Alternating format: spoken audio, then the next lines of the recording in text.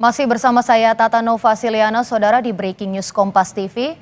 Dan saudara, untuk membahas lebih lengkap lagi terkait banjir longsor di Aceh, Sumatera Utara dan juga Sumatera Barat, kami sudah terhubung dengan Direktur Walhi Sumatera Utara, ada Mas Rianda Purba. Mas Rianda, selamat siang.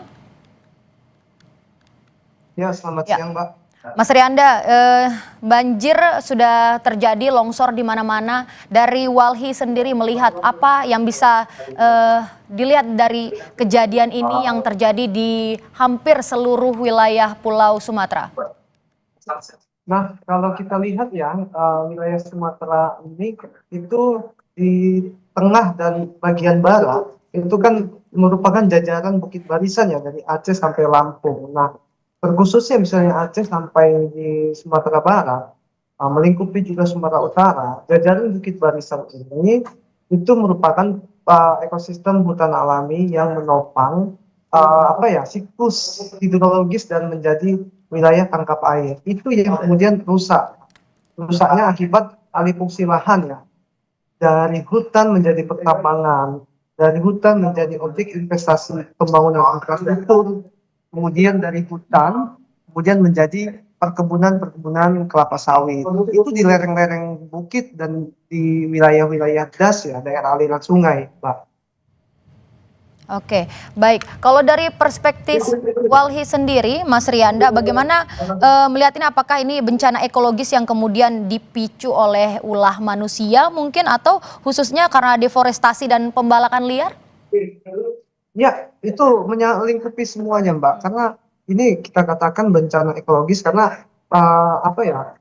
Pemicu besarnya adalah campur tangan manusia dan aktivitas industri ekstraktif ya yang telah merusak hutan tersebut. Nah, itu adalah apa ya? Mempercepat laju apa ya?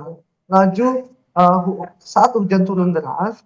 Nah, jadi air itu tidak ada lagi wilayah tampungannya hutan karena sudah rusak, jadi langsung mengalir ke wilayah hilir yang merupakan bahkan pemukiman-pemukiman warga itu turut kena gitu, korban ada yang apa ya bahkan turut berduka cita, kita ada yang bahkan sampai meninggal dan sampai sekarang masih menghilang, semoga segera ditemukan. Nah, ini tentunya alih fungsi lahan, deforestasi itu adalah pemicu utamanya yang mempercepat apa ya memperbesar dampak dari banjir dan longsor ini. Oke, baik Mas Rianda, pemerintah juga sering menyebut kalau banjir ini sebagai bencana alam yang biasa terjadi karena curah hujan yang ekstrim begitu. Walhi sendiri membantah narasi tersebut dengan data dan fakta di lapangan seperti apa? Nah, tentu itu kita bantah, Mbak, karena itu dipercepat juga. Karena gini, banyak kita lihat di sepanjang Bukit Barisan, khusus di Sumatera Utara, yang paling parah itu di Tapanuli Tengah, Kota Sibolga, dan Tapanuli Selatan. Di situ, itu banyak proyek strategis nasional dan investasi skala besar nasional. Bahkan itu beberapa wilayah di ekosistem Batang Toru atau Harangan Tapanuli yang jadi juga habitatnya orang hutan Tapanuli ya, yang statusnya endanger, itu dijadikan objek besar investasi. Nah, bahkan kawasan-kawasan yang masih hutan alami, secara status hukumnya itu banyak sudah bukan hutan juga. Ini yang kemudian memarakkan praktek-praktek pembukaan hutan. Hutan tersebut dijadikan objek investasi. Oke, baik. Dan juga kalau misalnya kita lihat ketika ada banjir bandang di Deli Serdang, kemudian di Karo, di Tanah Datar, dan daerah-daerah lainnya itu terlihat ada batang kayu gelondongan begitu Mas Rianda. Apakah ini menjadi bukti nyata kalau misalnya pembalakan liar dalam skala besar itu masih berlangsung begitu? Masif, masif dan terstruktur dan terorganisir, Mbak. Nampak kan dari potongan-potongan kayu yang hanyut tersebut itu merupakan bekas-bekas potongan apa ya yang kayu besar, kayu kecil, itu potongan-potongan yang dibuat manusia, bukan dari pohon yang karena longsor. Sebenarnya kalau yang pohon-pohon yang hanyut karena longsor itu masih ada akar dan ranting-rantingnya. Ini kan jelas dan dalam skala besar.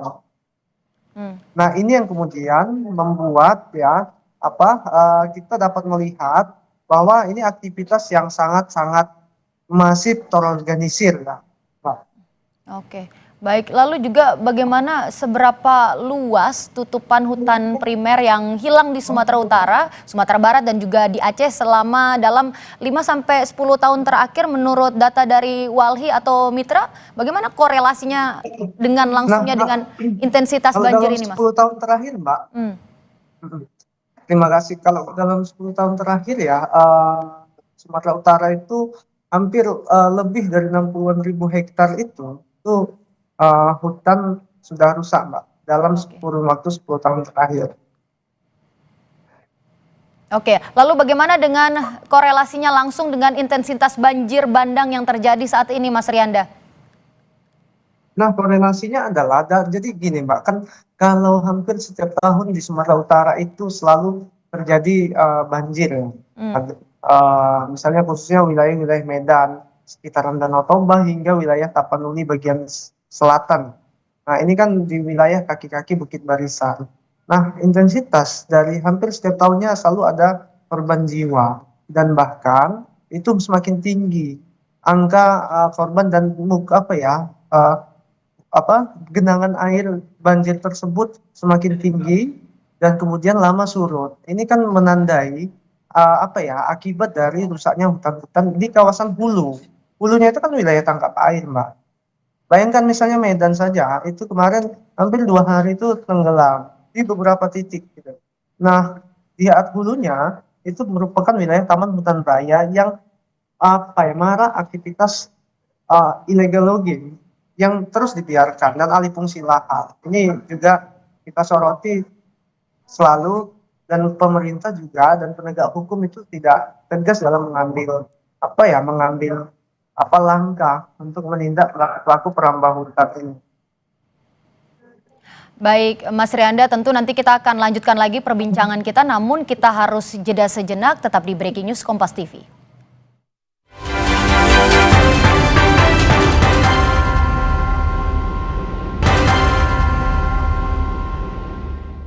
Saudara, Breaking News Kompas TV kami lanjutkan bersama saya Tata Novasiliana. Masih terkait banjir longsor di wilayah Aceh, Sumatera Utara dan juga Sumatera Barat. Dan kami akan melanjutkan kembali perbincangan dengan Direktur Walhi Sumatera Utara, ada Mas Rianda Purba. Mas Rian, kita lanjutkan tadi perbincangan kita. Tadi kita membahas tentang pembalakan liar dan lain-lain yang berdampak pada banjir dan longsor yang cukup besar ini, Mas. Lalu dari berdasarkan pantauan Walhi sendiri, di kawasan mana aja, Mas, yang di kabupaten mungkin atau di kecamatan yang menjadi hotspot begitu pembalakan liar yang kayunya kini terlihat atau Ya, terbawa banjir? ya. Nah, kalau kita lihat ya, itu pertama itu di Mobil Langkat. bisa lewat nggak? Bisa. Maju Pak, silakan. Nah, di wilayah Langkat itu di hulunya merupakan Taman Nasional Gunung Leuser ya. Karena banjir di Besitang itu yang memutus jalan lintas nasional, Sumut Aceh kan terputus dan sangat tinggi itu banjirnya. Nah, hulunya itu merupakan Taman Nasional Gunung Leuser yang sebagian besar wilayahnya di wilayah Resort Koci Lepan, Resort Besitang itu sudah teralih fungsikan, Mbak. Nah, kemudian di Kota Medan. Nah, Kota Medan itu wilayah tangkap airnya itu adalah Taman Hutan Raya Bukit Barisan yang berada di Kabupaten Karo dan Deli Serdang. Nah, ini juga aktivitas alih fungsi lahan juga masif terjadi sama. Kemudian di wilayah tebing tinggi, kemarin juga banjir. Hampir setiap tahunnya terus, tapi kemarin cukup besar banjirnya. Nah, ini wilayah hulunya adalah Kabupaten Simalungun ya. Kabupaten Simalungun dan Sendang Bedage itu di kawasan Dolok Simbolon yang juga hutannya sebagian besar sudah dialihfungsikan menjadi kebun-kebun gitu. Nah, kemudian di wilayah-wilayah seperti Humbang Hasundutan, Mbak. Humbang Hasundutan kita tahu jelas ya. Di situ ada misalnya PT Bapak Bestari yang HTI-nya itu sangat masif, itu berkontribusi pada deforestasi gitu, merusak lingkungan dan alam. Nah, kemudian yang juga titik spot yang terjadi hingga hari ini itu seperti di Tapanuli Tengah, Tapanuli Selatan, dan Kota Sibolga. Ini yang merupakan area terdampak yang paling parah itu. Dan terakhir di Kabupaten Madinah. Nah, Kabupaten Madinah itu itu merupakan hulu-hulunya adalah wilayah Taman Nasional Batanganis. Nah, tapi memang hampir setiap tahunnya juga ini sama terjadi dan ini juga yang salah satu yang paling besar. Cuma yang patut kita sayangkan itu memang yang di Tapanuli Tengah, Selatan, dan Kota Sibolga. Nah, ini baru kali ini memang kita lihat Kota Sibolga itu rata dengan apa ya, dampak banjir. Kemudian hampir seluruh Kabupaten Tapanuli Tengah juga itu juga apa ya, terdampak banjir. Karena di atasnya dan Kabupaten Tapanuli Selatan ya kayak Kecamatan Batang Toru gitu. Karena di atas itu adalah bagi kita selalu sebutkan rimba terakhir Batang Toru yang merupakan habitatnya orangutan Tapanuli, dan selama ini masyarakat sudah koeksistensi itu hidup bersama alam, berdampingan dengan alam dan bergantung sama sumber air dari kawasan ekosistem Batang Toru atau Harangan Tapanuli. Oke, baik Mas Rianda. Tadi juga Anda menyebutkan beberapa daerah seperti Langka, Tebing Tinggi, kemudian juga ada Kabupaten Simalungun. Ini kan di Sumatera Utara sendiri, Walhi mencatat ada 7 sampai 10 kabupaten yang langganan banjir begitu ya, Mas Rianda ya. Iya, benar. Nah, itu disertai kayu gelondongan. Jadi apa yang membuat daerah ini menjadi juara untuk bencana ekologis di Sumatera, Mas? Karena memang Mbak, kenapa juara? Karena di ini ya, di wilayah-wilayah tersebut itu langsung berdampingan dengan hutan, berdampingan dengan lereng-lereng perbukitan, apa ya, garis apa sepanjang wilayah Bukit Barisan. Nah, dan di situ masih terdapat memang apa ya, hutan alami yang terjaga, yang terus terkikis itu, terus rusak, terus teralih fungsikan. Hutan tersebut menjadi kebun-kebun, baik itu dilakukan secara legal ataupun ilegal. Dan selama ini kita sayangkan memang pemerintah itu masih tutup mata ya terhadap aktivitas ini. Nah, sekarang ini mungkin jadi pembelajaran bagi kita agar ke depan misalnya dalam pengaturan tata guna lahan dan tata ruang itu lebih berkeadilan ya. Kita harus lihat misalnya daya dukung, daya tampung bagi suatu ekosistem tersebut agar kemudian itu mampu ya tetap apa ya, menjadi penopang hidupnya kita manusia. Nah, kan kalau itu rusak seperti sekarang yang terjadi adalah banjir, bandang, longsor, erosi. Nah, ini yang kemudian harus kita perhatikan bersama agar alangkah mitigasinya itu penting kita lakukan segera. Bagaimana hutan ini bisa, kalau bisa pun terpulihkan lagi kembali. Oke, baik Mas Rianda, terakhir apakah dari Walhi akan melanjutkan mengajukan untuk gugatan hukum dari citizen lawsuit atau class action atas kelalaian pengelolaan hutan yang menyebabkan banyak korban jiwa dan kerugian material ini?